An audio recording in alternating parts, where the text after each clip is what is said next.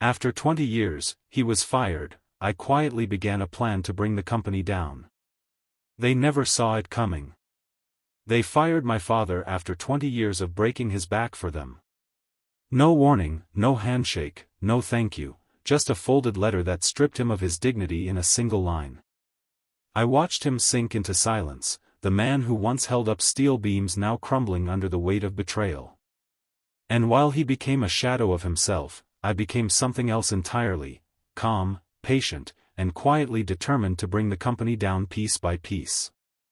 They handed him the letter on a Tuesday, at the end of a long morning shift that had started before dawn and ended with the same hands that had held a hammer for 20 years folding a single sheet of paper like a stranger's errand. "It's just paperwork, Johnny," his foreman said, as if that explained away 2 decades of rain, sunburn, missed birthdays, and the way my father's laugh had become a quiet thing after my mother died. My old man, Johnny Reyes, read the letter twice, then folded it into the back pocket of his worn work jeans and walked home without looking at anyone. For the next week he became an equation I couldn't solve. He rose with the alarm but lingered at the kitchen table, tracing the grain of the wood with a fingertip as though searching for a ghost he could not see.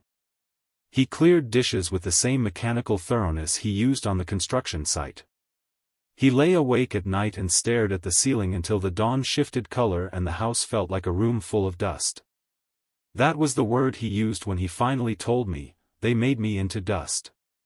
People called it a layoff. HR called it a restructuring. The men who used to clap his back when lunch trucks rolled up said nothing. 10 minutes after the crew left, the scaffolding still humming in the distance, the site that had employed my father for 20 years went on like a heart that had never known the man inside it. I did not scream. I did not shout.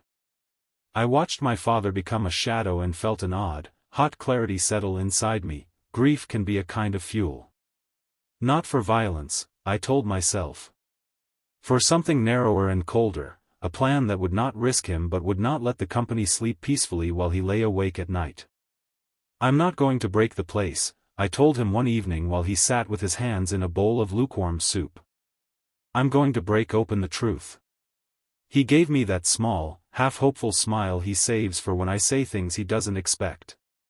"You always had a taste for drama, my son." I had no taste for drama.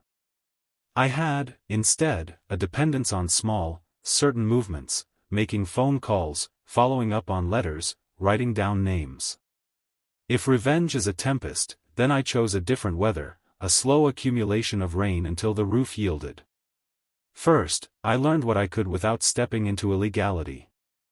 I pored over old pay stubs and copies of his employment contract tucked into an envelope marked taxes. I sat in on union meetings and asked friends of friends about company history.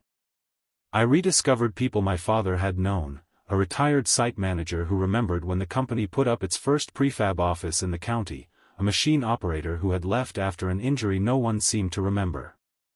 Their faces were small lights, and I banked them. What surprised me was how many people had tiny grievances, all of them quiet as moths, a safety protocol ignored here, a withheld overtime payment there, an asbestos inspection delayed. None of them was dramatic enough alone to topple a company. Together, they formed a constellation. I began to collect. Not secrets like weapons, but testimonies, dates, and photographs of poorly maintained equipment. I transcribed voicemails where supervisors promised reinstatement and then never called back. I filed public records requests and spent afternoons in the county clerk's office reading permits and compliance reports. When documents were dry and bureaucratic, I made them legible with an eye for narrative. I built a timeline in a battered notebook: July 2004, father hired; March 2024, father fired; along the way, the permits, the skipped inspections, the crews that looked tired in the same way as my father's hands. There's an intimacy in this kind of work, a sense of walking in the shadows of other people's lives and noticing the shapes of their suffering. I wanted to be respectful, to give voice rather than vengeance. Still, there was a part of me that savored every confirmation that the company's hands had been less than clean. The next move was riskier but essential. I needed a platform. I could not stand on a street corner and shout the names of men I barely knew. So I found a journalist who had a reputation for slow, careful investigations. Mara Santos had a column in a regional paper, the kind that people read on trains, then folded back into their lives, and she answered the first email I sent at 3 in the morning. She asked questions that made me feel as if we were sorting bones. Can you prove this? Who else will speak on the record? Do you have documents?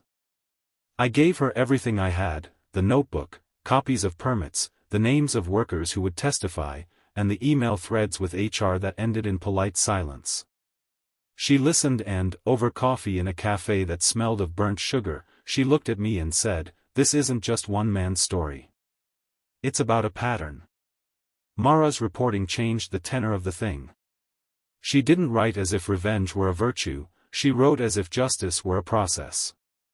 She put our story next to statistics: how many long-term employees get laid off without cause, how often safety inspections were delayed in the past 10 years around here. She called the company and asked them to comment. They sent a statement about restructuring and economic realities. But she had already published the documents that didn't need a spokesman, the inspection reports that had been filed late, the memos where managers acknowledged rising accident rates and then scheduled fewer safety drills. The piece hit like winter. People read it and recognized Seams, a cousin who had been let go 2 years ago, a former neighbor who had once taken the company to court and lost. Calls began to come into the newsroom. Other papers picked up the thread. The local union announced an inquiry. A state labor inspector reopened an old visitation. The company's stock, not that it was ever a tech darling, faltered in investor lists. They issued another statement: "We take our obligations seriously." The word sat oddly next to the ledger we'd assembled. I thought I would feel triumph. What I felt that night was weary. My father did not leap up from his chair or call me his brilliant son. He sat at the table like a man who had been waiting for rain and found only mist. "This isn't enough," he said. He had that look he gets when he's thinking about someone else's pain more than his own. There are people who will lose their jobs if it's true. They'll say you ruined them. I didn't ruin them, I said. I found the parts they were hiding. He reached across the table and squeezed my hand. "Just, don't lose yourself in it, okay? You're not me. You don't have to be." I didn't think I was losing myself. I thought I was being precise. I was wrong. The precision turned into a hunger for confirmation. I started to look for the worst and found it: an old project where corners had been cut and a subcontractor had been pressured to use cheaper materials. An email from a year before where a site manager joked about making things pass during an inspection. There were whispers of a safety coordinator whose concerns had been ignored until he quit. At a hearing called by the State Labor Board, my father sat in the back and looked like a man listening to a language he had once spoken but had since forgotten. The company sent lawyers. They called expert witnesses.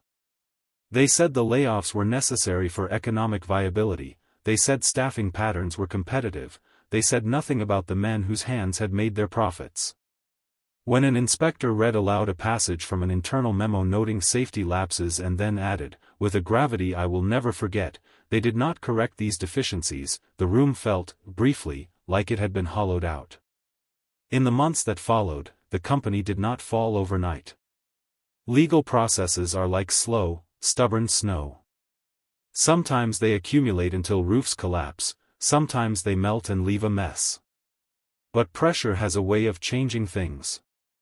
Investors demanded answers.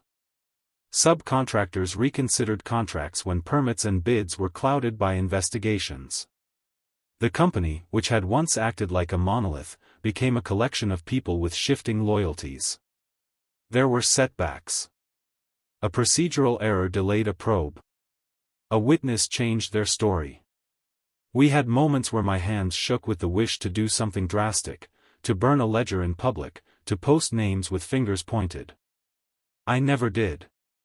There came a point where I understood that wanting the company to suffer was different from wanting justice, and that the two could, and often did, diverge. The moment I knew I had done the right thing, not simply the satisfying thing, occurred on a raw March morning. There had been a small accident on a site 2 towns over, a scaffolding collapse that hurt 3 men. They were not my father, but the news made my father's silence into a visible thing. He turned to me and said, "Those men should have been safe." I thought of the memos we'd published, the drills we'd insisted upon, the safety coordinator who had been silenced. I thought of the men whose small complaints had been dismissed as operational hiccups. If justice can be measured in the number of people who are safer tomorrow than they were yesterday, then justice was keeping the eyes of the regulators on the company. In the end, the company paid fines and settled a handful of suits. They were mandated to fix safety protocols, to institute third-party audits for a number of years, and to contribute to a fund for workers who'd been harmed. Some executives lost positions, others resigned with retirement packages that tasted of ash. In the courthouse steps photo taken the day the settlement was announced, my father walked slowly beside me, his shoulders broad in the way they had been long before the letter. He did not go back to the same job. The company had changed too much for that, the place that had taken him had moved on. But they had acknowledged something that mattered, that their actions had consequences. What surprised me most was how fragile the victory felt. People who had been hurt by the company had other irons in the fire: families, medical bills, the slow calcification of pride. Some of them were resentful that their lives had been placed in the spotlight. Others were relieved. A few wanted more, and I understood that hunger. The settlement did not put everything right, it seldom can. It stitched up a wound enough to keep infection at bay. For my father, the worst of being the shadow of himself began to lift when he started doing small things that were his by habit. He woke up before dawn again, not because someone else told him to, but because he wanted to watch the light fill the yard. He took a part-time job teaching a vocational class to young men who had dropped out of school and needed hands-on training. He told stories about tools and measurements, and when his students laughed at his puns about levels and plumb lines, his face softened in a way I had not seen in months. As for me, the plan I had hatched did what I intended and more. It uncovered systemic problems and forced change. But it also revealed a truth I hadn't expected: rage, once channeled into purpose and tempered by ethics, can transform into responsibility. I learned that the sway of a single person, a journalist's pen, a state inspector's badge, a son's stubbornness, could nudge a system toward accountability. I also learned that victory rarely looks like a clean victory, it is messy and small and often mixed with sorrow. There were consequences. My name appeared in the press, some people thanked me, others called me meddlesome. The company blacklisted my contacts. A few friendships frayed under the strain of public exposure. But the house at the end of the street stopped feeling like a place of mourning. My father laughed at things that had nothing to do with the company: a stray dog chasing a plastic bag, a joke on television. One evening he told me, "You were right to do something. Not the thing I would have done, maybe, I would have knocked a few heads, but you did it." Did I ruin them? I asked once, a remnant of the old fear that crept up when I read a comments section online. "You didn't ruin them," he said. "You made them answer." That's different. Years later, when the legal bindings had loosened and the audits became routine, I still walked past the old job site on days when I needed to remind myself of certain things. The building stood taller now, with scaffolds that creaked less. Men I half knew waved. I saw the new safety signs posted where once there had been none, and I felt a strange, tender satisfaction. Not because I had destroyed something, but because people were safer, and a man who had become a shadow had found his shape again. Revenge is a lovely word in novels, in real life it tastes like iron and sometimes it leaves you hollow. Justice, by contrast, is awkward and bureaucratic and often slow. But it has a sturdiness that spite lacks, it endures. I had started with heat and grief, but the thing I built in the end was cool and deliberate, not a ruin, but an opening. At the end of the story, my father asked me for something small and tender. can transform into responsibility. I learned that the sway of a single person, a journalist's pen, a state inspector's badge, a son's stubbornness, could nudge a system toward accountability. I also learned that victory rarely looks like a clean victory, it is messy and small and often mixed with sorrow. There were consequences. My name appeared in the press, some people thanked me, others called me meddlesome. The company blacklisted my contacts. A few friendships frayed under the strain of public exposure. But the house at the end of the street stopped feeling like a place of mourning. My father laughed at things that had nothing to do with the company, a stray dog chasing a plastic bag, a joke on television. One evening he told me, "You were right to do something. Not the thing I would have done, maybe, I would have knocked a few heads, but you did it." Did I ruin them? I asked once, a remnant of the old fear that crept up when I read a comments section online. "You didn't ruin them," he said. "You made them answer." That's different. Years later, when the legal bindings had loosened and the audits became routine, I still walked past the old job site on days when I needed to remind myself of certain things. The building stood taller now, with scaffolds that creaked less. Men I half knew waved. I saw the new safety signs posted where once there had been none, and I felt a strange, tender satisfaction. Not because I had destroyed something, but because people were safer, and a man who had become a shadow had found his shape again. Revenge is a lovely word in novels, in real life it tastes like iron and sometimes it leaves you hollow. Justice, by contrast, is awkward and bureaucratic and often slow. But it has a sturdiness that spite lacks, it endures. I had started with heat and grief, but the thing I built in the end was cool and deliberate, not a ruin, but an opening. At the end of the story, my father asked me for something small and tender.